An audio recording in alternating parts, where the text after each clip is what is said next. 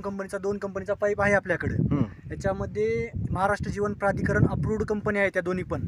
त्यांचं रजिस्ट्रेशन महाराष्ट्र शासनाच्या म्हणजे एमजीपी डिपार्टमेंटला अप्रूव्ड आहे.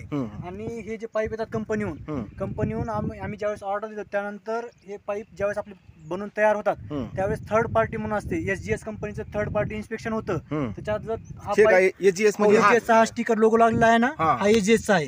इथं जर हा पाईप टेस्टिंग मध्ये पूर्णत्वास उतरला तरच हा पाईप आपल्या साईडवर येतो.